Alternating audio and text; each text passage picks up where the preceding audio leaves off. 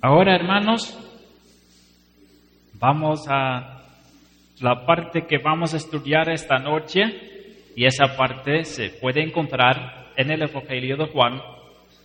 El Evangelio de Juan, capítulo 7. El Evangelio de Juan, capítulo 7. Y esta noche nos enfocamos en los versículos 10 a 18. Y entonces buscamos, hermanos, en nuestras Biblias, Juan 7, versículo 10 a 18. Juan 10, versículo 10 a 18. Bueno, para entender bien la historia que estudiamos hoy, tenemos que recordar un poco lo que hemos estudiado hasta ahora en el Evangelio de Juan. En las partes anteriores, en los capítulos 5 y 6, 4, 5 y 6, hemos leído que Jesús perdió casi todos sus seguidores. Jesús perdió casi todos sus seguidores. Estaba discutiendo con los líderes religiosos, los líderes de los judíos, los líderes de la iglesia, podemos decir, porque él sanó a un hombre paralítico. Pero Jesús lo hizo en el día de reposo.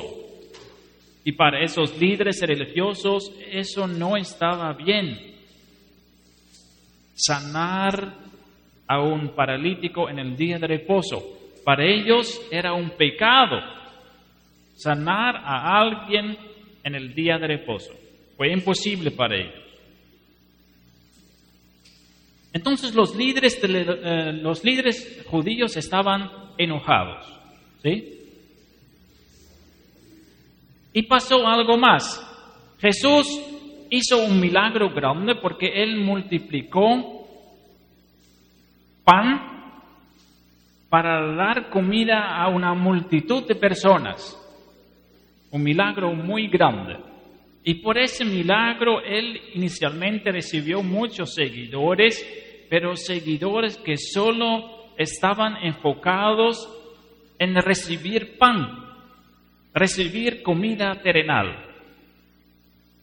Y a ellos Jesús enseñó que es más importante estar enfocados en las cosas espirituales y no solo en las cosas terrenales.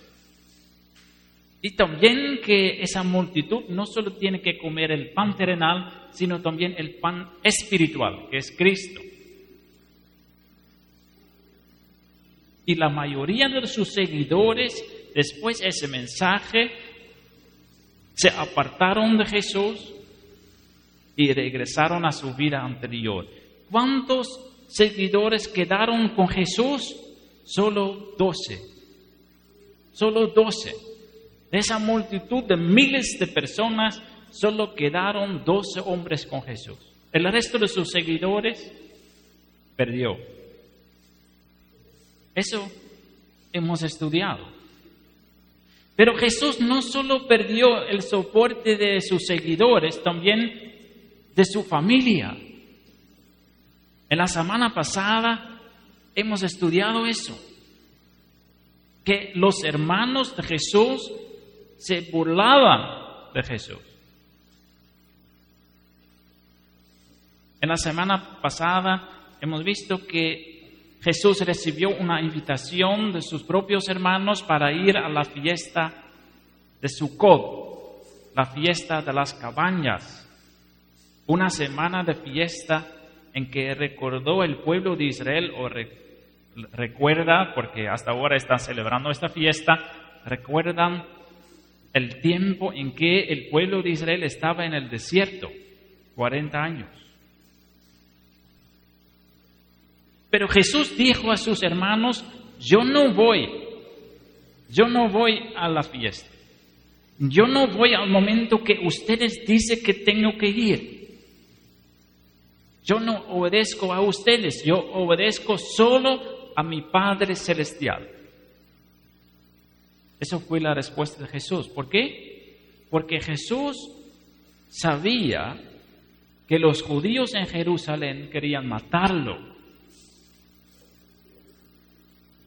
Y por eso él no quería ir a Jerusalén para celebrar esta fiesta.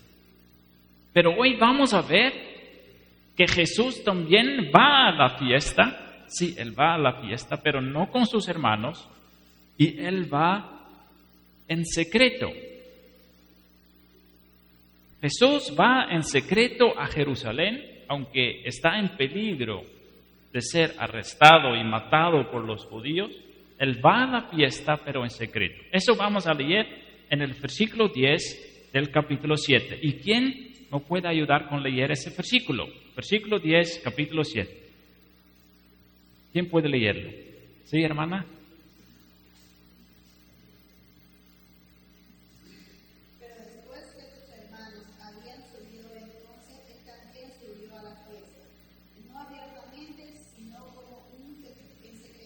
Sí, entonces Jesús también va a Jerusalén, pero en secreto.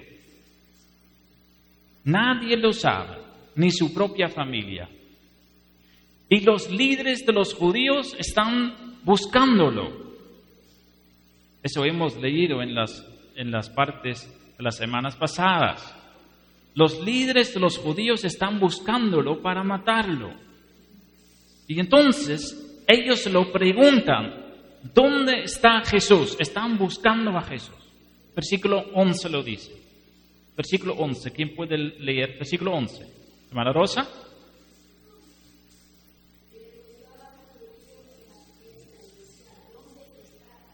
Sí, entonces están buscando, en la gente están buscando a Jesús. Esperan que Jesús está en esta fiesta también, en Jerusalén. Pero no lo pueden encontrar. Pero lo que podemos leer en el versículo 12 es que la multitud, porque todo el pueblo de Israel casi está en Jerusalén para celebrar esta fiesta, toda la ciudad está llena con la gente y la gente están hablando sobre ese maestro extraño nuevo que se llama Jesús. En el versículo 12 lo leemos, y 12 y 13. ¿Quién me puede ayudar con los versículos 12 y 13? ¿Sí, hermana?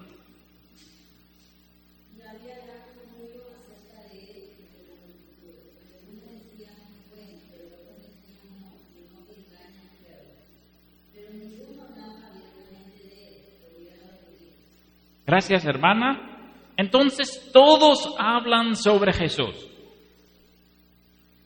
pero no en la presencia de los líderes religiosos, no en la presencia de los judíos, dice ese versículo. ¿Por qué no?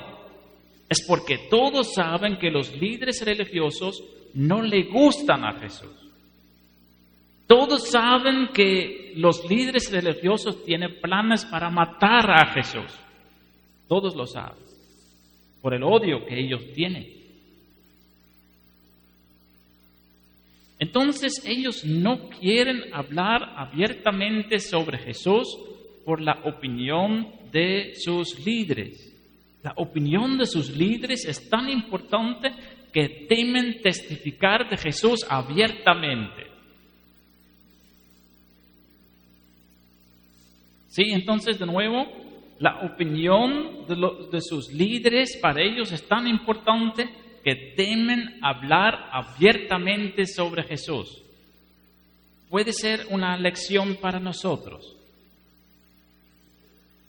¿Cómo testificamos nosotros? ¿Cómo hablamos nosotros sobre Jesús? En la vida diaria. Al momento, por ejemplo, cuando viene un amigo o una amiga o un familiar que dice a usted: tú vas a la iglesia, ¿verdad? Sí, yo voy a la iglesia. Cuéntame, ¿por qué va a la iglesia? ¿Puede explicarme lo que es tan agradable para estar en la iglesia? ¿Qué haría?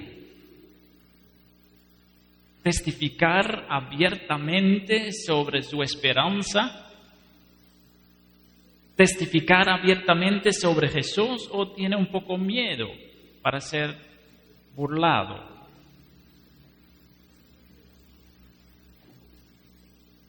O chicos en el colegio, ¿tiene ese miedo por la opinión de los demás para testificar abiertamente sobre Jesús? Puede ser muy difícil la opinión de los demás, ¿verdad? En esa parte podemos ver que hay dos diferentes reacciones en este versículo. Mira lo que dice el versículo. Y había gran murmullo acerca de él entre la multitud, pues unos decían, él es bueno, pero otros decían, no, él engaña al pueblo. ¿Sí? Entonces hay personas que están a favor de Jesús y hay personas que están en contra. ¿Sí? Y si leemos rápidamente, y yo pensé así también, decimos, entonces hay personas que le gustan a Jesús, eso es bueno, y hay gente que no le gustan a Jesús, y eso es malo. Pero si leemos bien, tenemos que decir, hermanos, que los dos tipos de reacciones no son buenos. ¿Por qué no? ¿Por qué es que los dos tipos de reacciones son incorrectas? Mira, ese grupo que dice Jesús engaña al pueblo es fácil, ¿sí? Decimos nosotros, eso es malo porque esa gente no entiende nada. Jesús jamás engaña al pueblo. Jesús jamás engaña a nosotros. Pero el otro grupo dice, Él es bueno. ¿Sí? Y así piensan muchas personas en el mundo. Aún muchos ateos dicen, Jesús vivió en la tierra y era un hombre bueno. ¿Sí? Muchos ateos creen que Jesús estaba un tiempo en el mundo, pero ellos no creen que Jesús era Dios también. Por supuesto que no, porque no creen en Dios. Pero, dice ellos, Jesús era un hombre bueno, hizo buenas cosas. Pero, hermanos, pensar que Jesús es bueno no es suficiente. ¿Sí? Jesús no solo es bueno, Jesús es mucho más. ¿Sí? Jesús es el Hijo de Dios viviente. Jesús es el único Salvador del mundo. Y entonces decir solo que Jesús, sí, Él era bueno, no es suficiente. Tenemos que reconocer a Él como Dios. Tenemos que honrarlo, adorarlo, inclinar ante Él. No solo era un hombre bueno. Y ahora entonces, hermanos, ¿quién es Jesús para nosotros?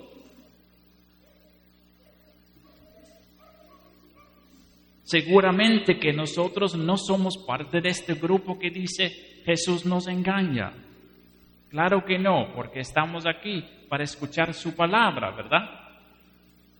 Pero igual, ¿es Jesús más que solo un hombre bueno para nosotros? ¿Es Jesús su esperanza única? ¿Es Jesús su Salvador? ¿Es Jesús su Rey y Dios? ¿O solo es un hombre bueno que le cuida? ¿O no conoce a Jesús así todavía? Entonces puede ser una pregunta para nosotros también. ¿Qué confesamos en nuestra vida o cómo confesamos sobre Jesús? Y entonces el pueblo está en esta fiesta de las cabañas, celebrando esa fiesta que dura una semana. Y en medio de la fiesta pasa algo inesperado. Podemos decir que el día miércoles, ¿sí? ¿Qué va a pasar? Versículo 14. ¿Sí?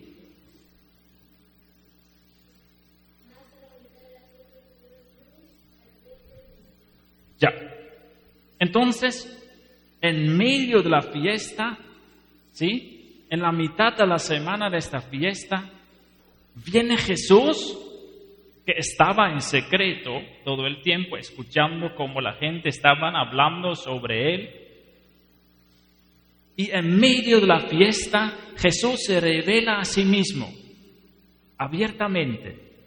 Y él sube al templo, él va al templo, entra en el templo, donde está mucha gente para celebrar esa fiesta. ¿Y qué va a hacer? Ese versículo lo dice, subió Jesús al templo y enseñaba. Significa que Jesús va a predicar la palabra de Dios en medio del pueblo, para revelarse a sí mismo como hijo de Dios, porque él ha escuchado en la multitud que unos dicen, él engaña al pueblo, otros dicen, él es un maestro bueno o algo así, pero él va a revelarse a sí mismo como hijo de Dios, como ha hecho antes. En medio de esta multitud. ¿Y qué va a pasar? Versículo 15. Versículo 15, ¿quién puede leer? ¿Sí, hermana?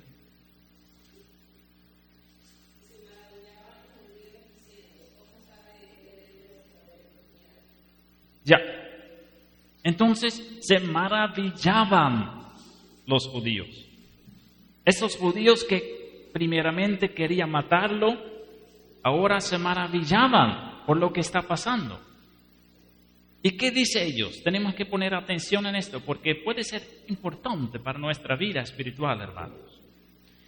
Ellos dicen, esos líderes judíos, que son personas que saben mucho de la palabra de Dios, ellos dicen, ¿cómo sabe este Jesús letras sin haber estudiado?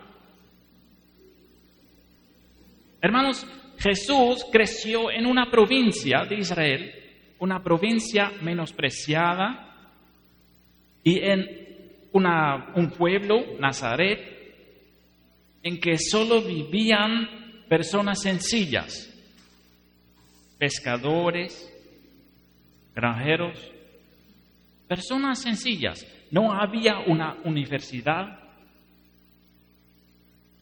pero dicen los judíos, mira ese hombre que viene de Galilea, esa provincia menospreciada.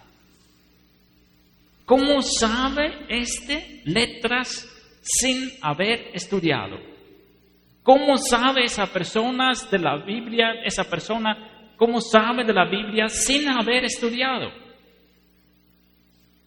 ¿Cómo puede enseñar a ese Jesús esas cosas sin haber estudiado?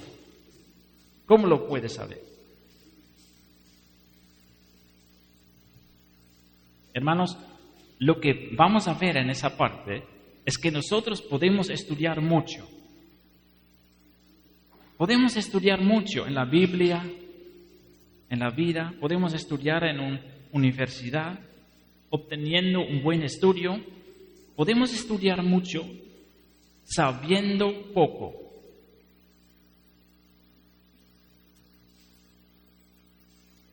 Lo que necesitamos nosotros es que Dios mismo nos enseña de una manera espiritual. ¿Sí? Teniendo mucho conocimiento, estudiar mucho no es lo mismo que ser sabio, es otra cosa. ¿Sí? Sabiduría espiritual solo podemos encontrar en Dios. No lo encontramos en la escuela ni en la universidad. Lo que encontramos en la universidad es conocimiento, pero sabiduría es otra cosa. Y el problema de nosotros, hermanos, es que naturalmente no entendemos nada de la palabra de Dios. Tal vez lo reconoce en su propia vida.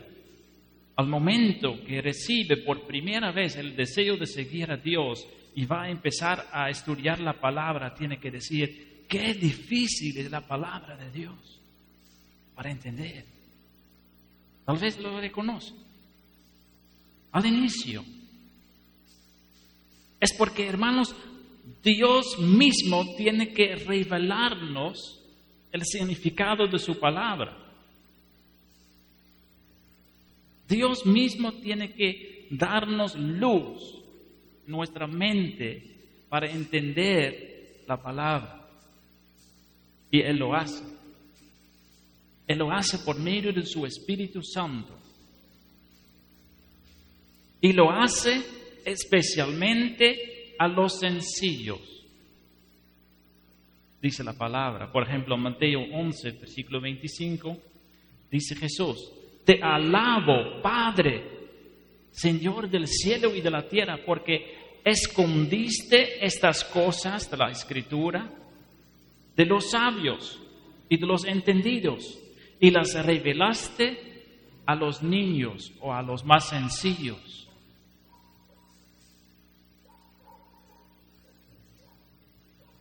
Hermanos, así es Dios. Dios puede darnos una sabiduría que no podemos encontrar en el mundo. Una sabiduría especial. Esta sabiduría que recibió Jesucristo para explicar la palabra, algo de esta sabiduría, Dios puede darnos a nosotros también. ¿Cómo podemos recibir esa sabiduría al momento que estudiamos la palabra? Hermanos, tenemos que orar por esto. Y entonces, al momento que nosotros abrimos la Biblia para leer una parte, no tenemos que empezar a leer, sino primeramente tenemos que orar. Tenemos que pedir a Dios, oh Dios, revélanos tu voluntad en la parte que voy a leer. Y enséñeme a través de esta parte, en el camino que tengo que elegir. Así tenemos que leer la palabra, porque Dios nos da la promesa para revelar la verdad que hay en su palabra, para aumentar nuestro conocimiento, para aumentar la sabiduría en sus escrituras. Y así podemos saber más que personas que estudian años y años y años en una universidad. Porque este libro, hermanos, contiene más sabiduría que todo el mundo juntos. ¿Lo creen?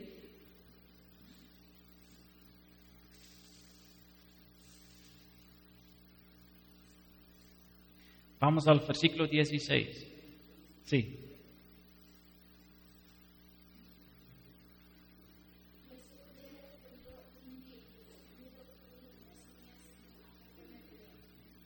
Ya, entonces Jesús dice, yo no estoy proclamando, yo no estoy predicando mis propias palabras. No estoy predicando lo que yo pienso. Lo que yo estoy predicando, la doctrina que yo estoy enseñando, viene de mi Padre Celestial. Viene de arriba, dice Jesús. Viene de mi Padre Celestial. Y eso es un ejemplo para todos los predicadores. Para mí entonces. Pero también al momento que usted va a hablar sobre la palabra con los demás. No tenemos que predicar o decir nuestras propias palabras, nuestras ideas, nuestros pensamientos. Lo que tenemos que predicar son las palabras que Dios nos da. Como esa parte dice, tenemos que predicar las doctrinas de aquel que nos envió. Como Dios el Padre envió a su Hijo para predicar su palabra, así tenemos que predicar nosotros. No nuestras palabras, sino las palabras de Dios.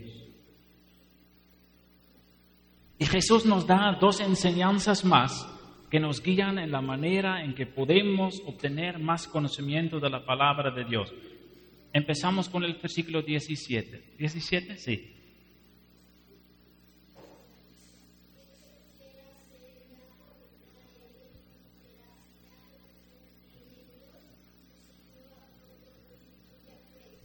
Ya. Tenemos que leer esas palabras bien para entenderlos. El que quiera hacer la voluntad de Dios, conocerá si la doctrina es de Dios. ¿Qué dice esas palabras, hermanos? Primeramente es una promesa, y es una promesa grande. El que quiere hacer la voluntad de Dios, el que quiera hacer la voluntad de Dios, conocerá que lo que enseña Jesús. Con otras palabras, lo que dice Jesús en esa parte es eso. Para entender realmente la palabra de Dios, tenemos que hacer su voluntad. Otra vez, para entender realmente la palabra de Dios, tenemos que hacer su voluntad. Eso dice Jesús en esa parte. Tenemos que aprender primeramente a entregarnos a Dios para poder entender su palabra. Dios mismo tiene que cambiar nuestra voluntad primero. Porque naturalmente, hermanos, estamos enfocados en nosotros mismos. ¿Sí? Así somos nosotros. Estamos enfocados en glorificar a nosotros mismos, naturalmente. Pero lo que Dios nos pide es para estar enfocado en la gloria de Él, como vamos a ver más adelante. Entonces, lo que Dios quiere que hagamos es hacer su voluntad. ¿Sí? Entregar toda nuestra vida a Él. ¿Tiene este deseo? ¿Tiene este deseo de entregar toda su vida a Cristo? Hacer su voluntad en lugar de la mía, de la suya. Hay una promesa grande en esa parte. Si entendemos a hacer la voluntad de Dios, también vamos a entender más de su palabra. Eso dice esa parte. Y lo que hace que no entendemos la palabra de Dios, ¿qué hace que no entendemos la palabra de Dios, naturalmente? Es porque somos orgullosos y desobedientes. Y entonces, al momento que leemos nosotros algo en la palabra con que no estamos de acuerdo, decimos nosotros, demasiado difícil. Eso no voy a hacer yo. Así somos nosotros. Al momento que la palabra dice que tenemos que arrepentirnos en algo, naturalmente decimos nosotros, no, yo quiero seguir con mi propia vida. Y eso hace la palabra difícil para entender. Pero al momento que Dios cambia nuestra vida y al momento que queremos arrepentirnos, vamos también a aprender más de su palabra. ¿Entiende? Entender la palabra empieza con entregar nuestra voluntad a Dios, aceptando su voluntad en nuestra vida.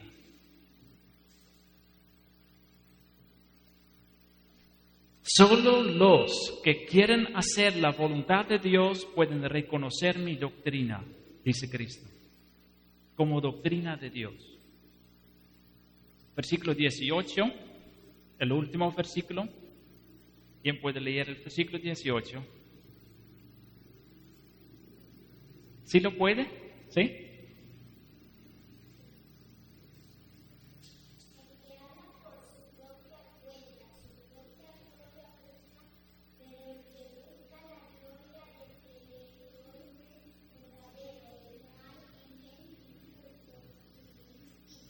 Muy bien, gracias. Y entonces Jesús dice, yo no estoy hablando por mi propia cuenta. No estoy enfocado en mi propia gloria. No estoy hablando mis palabras. Lo que estoy haciendo yo, dice Jesús, es glorificar a mi Padre. Y lo que estoy predicando son las palabras de mi Padre. Y por eso, dice Jesús, soy verdadero y por eso soy justo. Hermanos, lo que Cristo está haciendo cada vez en el Evangelio de Juan es convencer a las personas que oyen sus predicaciones, convencerles que Él no es un hombre normal, sino el Hijo de Dios, el Salvador del mundo, el que vino para realizar la salvación. Y por esto tenemos que estar muy atentos siempre a lo que Él nos enseña a través de su palabra. La promesa es clara. Cristo nos puede dar una sabiduría sobrenatural para entender más y más y más su palabra. Pero hay una condición, tenemos que hacer su voluntad. Y amados hermanos, que todos entendamos que solo Cristo mismo nos puede enseñar. Por eso dijo Pedro con mucha razón en el capítulo 6, tú tienes palabras de vida eterna. Terminamos. Hermanos, busquemos a Cristo cada vez, cada día, cada momento de nuestra vida para estar enfocado en Él y para ser guiado en la verdad por Él, para recibir sabiduría que el mundo no nos puede dar. Y por eso Jesús nos enseñó en su palabra, yo soy el camino, yo soy la verdad y yo soy la vida. Amén.